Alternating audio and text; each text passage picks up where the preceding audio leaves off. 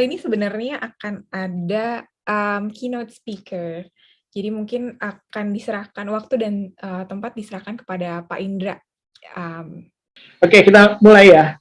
Saya bilang membaca peluang industri properti 2022 ya. Mudah-mudahan nanti eh, Mbak Endang dan Mbak Nelda bisa lebih detail untuk menggambarkan seperti apa peluang industri properti 2022 sesuai kacamata mereka.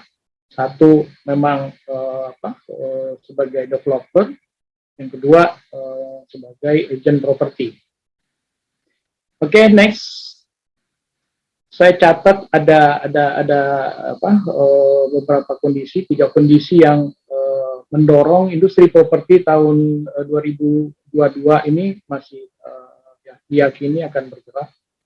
Ini berita terbaru, pemerintah ini menaikkan anggaran perumahan tahun 2022 ya, cukup besar, dan ini khusus untuk perumahan bersubsidi ya. Dan memang permintaan di pasar perumahan subsidi ini masih cukup besar. Kemudian relaksasi dari pemerintah masih akan diperpanjang, terutama untuk DP 0 sampai 2022, dan ini akan sangat meringankan masyarakat, konsumen. Yang biasanya kalau mau beli rumah selalu kendalanya yang terbesar adalah di DP. Cicilannya mereka mampu, tapi begitu DP harus dikumpulkan sekian tahun, itu panjang dan ini memberatkan mereka. Kemudian ada usulan biaya BPHTB untuk dihapuskan, ini juga sinyal positif. Saya pikir kalau ini benar dilaksanakan, industri perumahan terutama di tahun 2022 ke depan ini juga akan lebih baik. Kemudian yang ketiga adalah minat pembeli properti sekarang ini lebih banyak dari 70% ini dari kalangan milenial. Ya, kita tahu mereka ini yang sekarang ini memiliki income yang stabil, rutin, dan ini menjadi target utama juga dari teman-teman developer. Next, ini penjelasan yang tadi saya sampaikan, ya pemerintah menaikkan sampai 28 triliun ini untuk rumah subsidi, ya ini terbagi untuk beberapa program, ya. Next,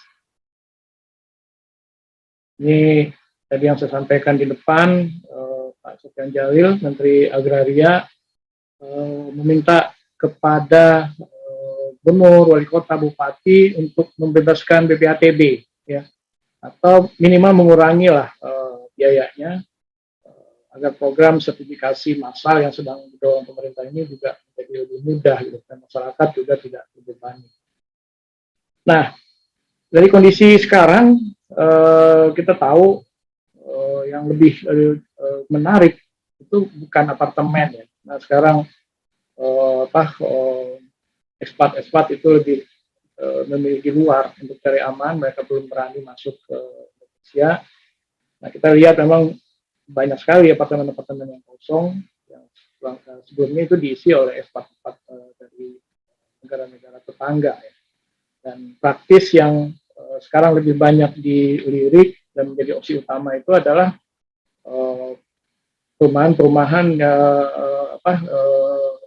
landed ya, dan ini sejak awal 2021 dan mungkin akan juga sampai 2022, pilihan utama tetap akan lebih banyak ke perumahan landed dibanding ke vertikal. Bukan sama sekali tidak akan ada lagi pertumbuhan di pasar apartemen rumah vertikal, tapi ini mungkin setelah kondisi membaik, vaksinasi sudah menyeluruh, kemudian ekspat asing kembali, saya pikir investasi di properti juga khususnya apartemen juga akan membaik. Next.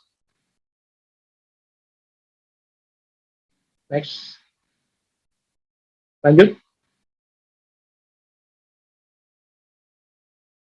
Oke, nah ini hasil diskusi kita kemarin dengan konsultan properti, Knight Frank ya. Mereka mengatakan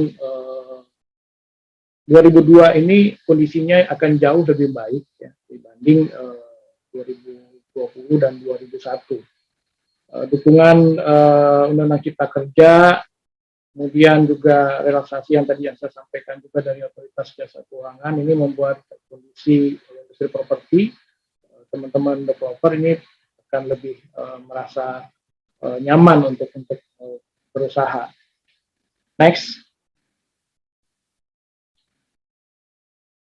Oke, ini ulasan kemarin yang kebetulan kita diskusi, saya pikir ini nggak terlalu ini ya, intinya bahwa properti di Jakarta juga akan stabil di tahun depan. Next. Ini, nah, selain dari landed ya, sektor yang juga akan membaik itu adalah warehouse ya. Kita tahu mungkin data center, terus ada beberapa industri-industri terkait logistik atau pendukung yang lain ya. Ini juga tumbuh 2021 dan 2022. Jadi salah satu sektor yang juga nanti akan membaik itu salah satunya adalah jual beli dan sewa untuk warehouse. Next. Oke, nah ini yang kaitan dengan peluang untuk apartemen ya. Ke depan itu apartemen dengan konsep COD ini yang disukai oleh masyarakat, terutama oleh milenial. Karena ini kalau kita lihat di Jepang ya, di Tokyo, mungkin nanti Mbak Imelda bisa kasih gambaran. Hampir semua stasiun-stasiun kereta di sana itu punya apartemen ya, menjadi titik-titik sentra baru dan itu sangat ramai. Jadi teori-teori seperti inilah yang juga nanti akan menjadi pilihan buat kalangan milenial untuk bisa tinggal. Karena semuanya di situ udah ada tempat tinggal, apartemen, mall, hotel semua. Dan kalau untuk transportasi, mereka tinggal turun, naik ke kereta, ke tempat bisnis atau tempat aktivitasnya, mereka semua terhubung dengan sarana transportasi massal. Oke, next. Ya, ini saya capture dari hasil survei, dan ini yang terlihat bahwa minat untuk membeli properti itu memang masih sangat besar untuk membeli rumah ya. Terus kalau ditanya apakah masih mau membeli properti, kita lihat juga ini mayoritas masyarakat kita masih ingin beli properti. Jadi pandemi ini cuman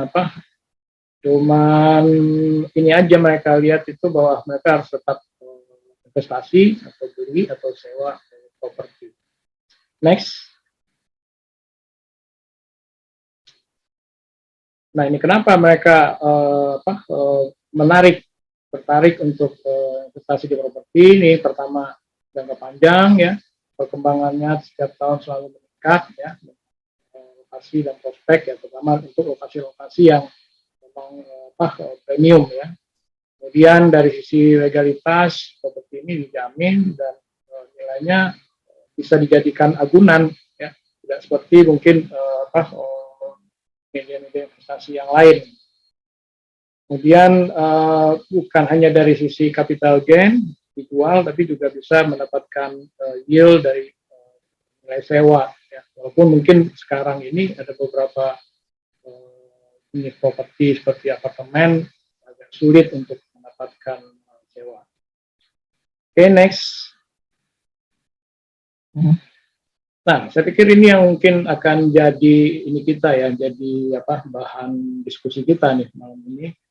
Kita lihat siklus properti dari tahun 96 itu kita punya siklus 7 tahunan. Harusnya 2022 ini kondisi industri properti ini mencapai puncak nih. Cuman karena pandemi akhirnya kita nggak bisa mencapai puncak. Tapi kondisi yang ada sekarang diasumsikan dan diramalkan mungkin ya. Mungkin Pak Marius bisa tambahkan nih dari sisi ramal-meramal. 2022 ini kondisinya sudah mulai membaik ya. karena titik terendah industri properti itu ya baru terjadi kemarin ini 2020-2021 ya. Kemudian 2022 ini udah mulai kembali naik. Mungkin nanti ada pertanyaan kok 2024 ada pemilu kenapa tetap naik ya. Karena nanti kita akan lihat dia akan booming di 2025 ya. Kalau terkait properti di pemilu, kita lihat masyarakat kita ini udah mulai matang dalam berpolitik ya. Kita lihat berapa kali pemilu, industri properti hampir tidak terpengaruh dan tetap menjadi pilihan investasi maupun untuk dimiliki. Oke, mungkin ini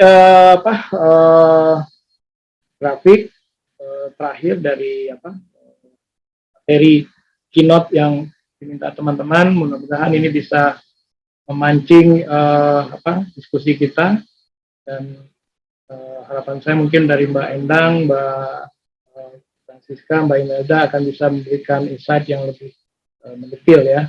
Ini tambahan tadi yang saya sampaikan bahwa pemerintah sangat mendukung.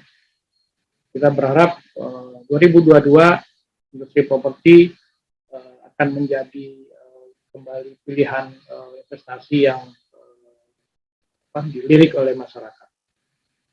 Itu aja mungkin Mas Bis, Mbak Ruth, Mas Marius. Ya. Terima kasih sekali Pak Indra, insightful banget, karena memang sampai sekarang tuh masih banyak banget teman-teman aku yang memang mau punya properti.